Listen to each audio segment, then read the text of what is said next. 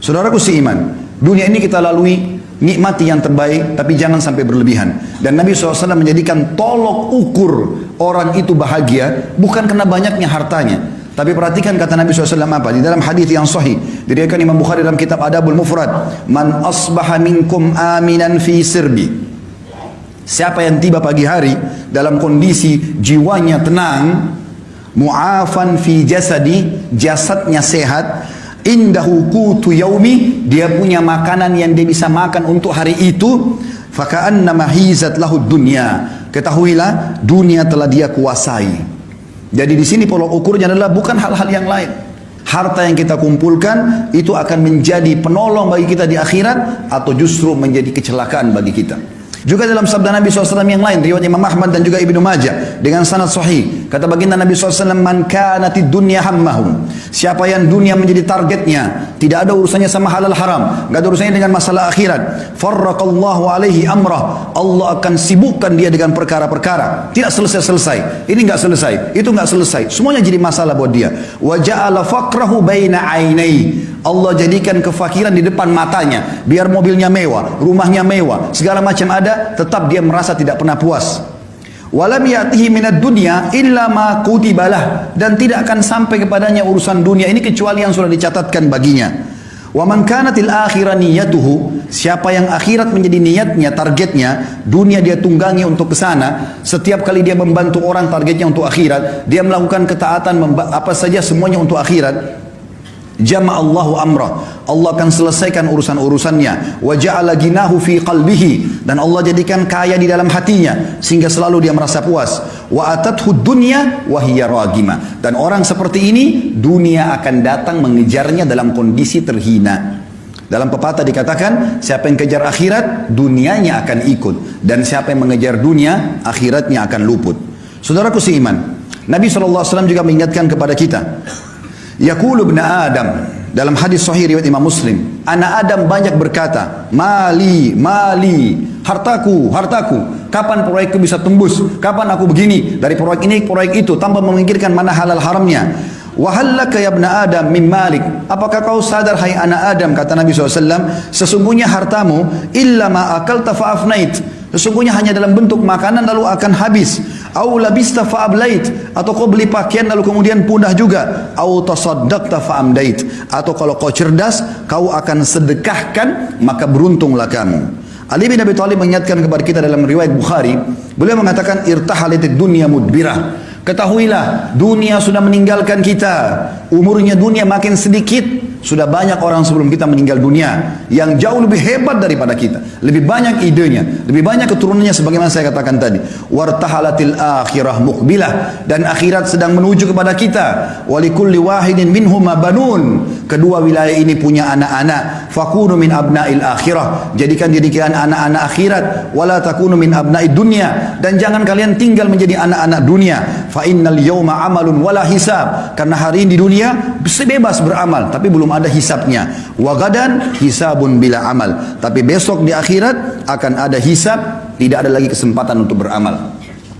Saudaraku seiman, di dalam hadis yang lain juga Nabi SAW mengatakan, kun fid dunya ka'annaka gharibun aw abiru sabil, jadikan dirimu di dunia ini seperti orang yang asing atau hanya sekedar lewat saja. Dalam riwayat lain, wa'udda nafsaka min ahlil kubur, dan selalu siapkan dirimu untuk menjadi penghuni kubur. Wa qala Ibnu Umar radhiyallahu anhuma, dan Abdullah bin Umar berkata dalam riwayat yang sama bersambung menanggapi hadis Nabi SAW, riwayat Bukhari, idza amsayta fala tantadhirus sabah, kalau kau tiba sore hari jangan tunggu pagi hari. Wa idza asbahta fala tantadhirul masa, kalau kau tiba pagi hari jangan tunggu sore hari. Wa khudh min sihhatika limaradik, maksimalkan masa sehatmu sebelum kamu sakit. Wa min hayatika limautik, dan selama hidupmu untuk persiapan matimu.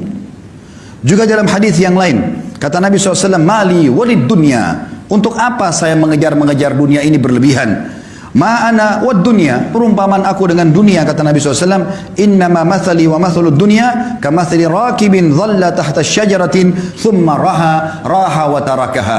Sesungguhnya perumpamaan aku dengan dunia ini seperti seorang musafir yang kebetulan penat, capek, lalu kemudian dia pun duduk di sebuah pohon, kemudian dia akan pergi meninggalkan tempat tersebut. Ibaratnya ini bahasa saya, kalau kita seperti lagi safar dari Jakarta ke Surabaya naik bus, maka bus-bus itu mampir di rest area, di tempat istirahat. Maka ada orang yang cerdas, dia mampir sebentar lalu kemudian dia naik bus untuk melanjutkan ke tempat tujuannya. Tapi ada orang yang konyol, dia sengaja tinggal di situ, dia tidak ikut dengan busnya, maka terbengkalailah dia gara-gara tidak ikut dengan tunggangannya. Kita sedang menuju ke akhirat. Dan dunia ini kita boleh nikmatin. Seorang muslim dibolehkan makan yang enak. Karena Allah mengatakan halalan thayyibah. Halal boleh dan thayyib berkualitas. Bahkan kita dianjurkan menggabungkan antara keduanya. Kalau kita punya kemampuan, kita boleh makan yang halal dan kita boleh juga mencari yang thayyib. Bahkan kata sebagian ulama tafsir, andai saja ada makanan halal tapi tidak thayyib, seperti ayam halal, tapi dia sudah tidak thayyib kena rusak atau bangkai, tidak boleh dimakan. Seorang muslim disuruh cari kalau buah murni semua, tidak ada sedikit pun warnanya yang berubah. Itu namanya halal. Allah SWT suruh kita nikmati.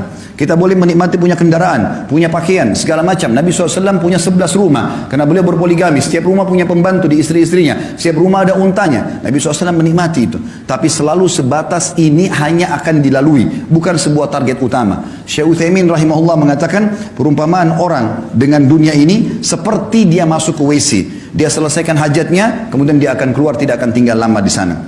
Teman-teman sekalian, Allah sedang menjanjikan kita sesuatu yang besar di akhirat sana. Allah ciptakan kita manusia untuk menjadi anak-anak akhirat, bukan dunia. Jangan tinggal di sini. Kita akan kembali ke sana. Semuanya kita akan kembali. Kalau di dunia ini Anda pernah makan makanan enak, minum yang enak, pakai pakaian yang bagus, lalu mungkin Anda pernah melihat pemandangan yang indah, badan atau fisik yang sempurna, paras wajah yang tampan, apa saja kira-kira yang kira-kira membuat orang kagum di dunia, maka perhatikan apa kata Nabi SAW. Perhatikan semua itu teman-teman. Bayangkan sesuatu yang paling besar yang pernah Anda lihat. Orang yang sangat tampan, orang yang sangat cantik, orang yang sangat sempurna secara fisik, kaya raya, punya mobil mewah, rumahnya mewah, segala macam. Bayangkan itu dengan pertemukan dengan sabda Nabi SAW. Beliau mengatakan apa? Tentang target kita di sana, akhirat. Wallahi kata Nabi, dalam hadis riwayat Muslim, demi Allah, Nabi nggak pernah sumpah kecuali penting sekali. Beliau mengatakan, Wallahi, mad dunya fil akhirah illa mathalu ma yaj'al ahadukum isba'u hadhihi fil yammi falyanzur bima yarja. Demi Allah, perumpamaan dunia dibandingkan akhirat hanya seperti seseorang di antara kalian meletakkan jari telunjuknya ke lautan kemudian diangkat sama dia. Maka lihat apa yang ikut dengan tangannya.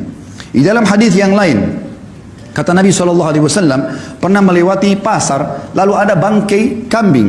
Kebetulan kambing ini bangkainya kecil, kambingnya kecil dan dia dibangkai, kemudian kupingnya kecil juga dan agak sobek. Jadi sudah bau, kecil, badannya kurus, telinganya juga sobek. Lalu Nabi SAW pegang kuping kambing itu, bangkai lalu diangkat. Kata Nabi SAW kepada para sahabat, siapa yang mau beli ini? Kata para sahabat, ya Rasulullah, jangankan dia sudah jadi bangkai, hidup saja tidak ada yang mau. Sempat dalam riwayat kata Nabi SAW, siapa yang mau beli ini dengan sedirham? Biaya yang sangat kecil. Kata para sahabat, ya Rasulullah, tidak ada yang mau. Artinya jangankan dia jadi bangkai, hidup pun kalau kecil, kurus, kupingnya robek, nggak ada yang mau. Kata Nabi SAW, siapa yang mau saya kasih gratis? Kata para sahabat, sama ya Rasulullah, tidak ada yang mau. Kata Nabi SAW, perhatikan wasiat beliau ingin sampaikan kepada kita pesan ini. Fawallahi, beliau bersumpah lagi atas nama Allah, lad dunya ahwanu alallahi min hadza alaikum. Hadis sahih riwayat Tirmidzi. Ketahuilah dunia ini di sisi Allah atau apa yang Allah janjikan buat kalian di akhirat nanti ya lebih hina daripada bangkai ini. Di dalam hadis yang lain yang mulia juga kata Nabi SAW kepada seorang sahabat bernama Dahhak ibn Sufyan radhiyallahu anhu. Beliau mengatakan Rasulullah SAW pernah berkata kepadaku, ya Dahhak, wahai Dahhak, ma ta'amuk, apa makananmu? Faqala ya Rasulullah al-laham wal laban. Aku selalu makan daging dan minum susu ya Rasulullah. Lalu kata Nabi SAW bertanya lagi, qala thumma yasiru ila madha. Kemudian jadi apa itu makanan daging dan susumu? Qala ila ma qad alimta. Tentu akan menjadi apa yang sudah anda tahu ya Rasulullah. Karena beliau santun dengan Nabi SAW, beliau tidak mau mengatakan jadi kotoran ya Rasulullah. Beliau mengatakan sudah menjadi apa yang anda tahu ya Rasulullah. Jelas susu menjadi air kencing, maaf, dan juga makanan akan jadi tinja, kotoran. Tapi sahabat ini santun dengan Nabi SAW, mengatakan ya Rasulullah, terjadi seperti apa yang anda tahu. Maka qala, beliau pun bersabda sallallahu alaihi wasallam, hadis ini sahih riwayat Imam Ahmad. Ketahuilah bahwasanya Allah Subhanahu wa taala menjadikan perumpamaan dunia ini bagi anak Adam seperti kotoran yang keluar dari tubuhnya dari makanan tersebut. Oleh karena itu teman-teman sekalian, bertaubatlah bagi orang yang berbuat dosa. Umur kita terbatas, jangan sia-siakan. Cukup yang lalu-lalu. Berapa kali Anda dengarkan khutbah Jumat, ceramah, jangan, tidak boleh, haram, kerjakan ini, tapi masuk telinga kanan, keluar telinga kiri. Sampai kapan? Apakah Anda tunggu malaikat maut mencabut ruh Anda baru Anda mau sadar? Apakah nanti pada saat sudah masuk kuburan digiring baru kemudian kita taubat? Ini keliru semuanya. Peringatan yang datang, orang yang cerdas begitu sampai ke kupingnya, sampai ke hatinya, lalu dia bertaubat kembali kepada Allah Subhanahu wa taala. Kembali kepada Allah sebuah keindahan, taubat dari kesalahan. Kalau dulu kita sudah beramal saleh bersyukur, sekarang kita kerja yang terbaik. Kata Hasan Basri rahimahullah sebagai penutup, "Hai anak Adam, kau hanya seperti bilangan saja. Setiap tiba pagi hari, hilang satu bilanganmu." Maka kita makin dekat dengan kuburan kita. Ingat, pada saat kita meninggal teman-teman sekalian, tidak ada yang ikut dengan kita kecuali amal kita. Hadis Nabi SAW yang berbunyi, kalau anak Adam meninggal dunia, dalam hadis Bukhari Muslim, anak Adam meninggal dunia akan ikut ke kuburan 3, keluarganya, hartanya, dan amalnya, dan akan pulang 2, hartanya dan keluarganya akan pulang.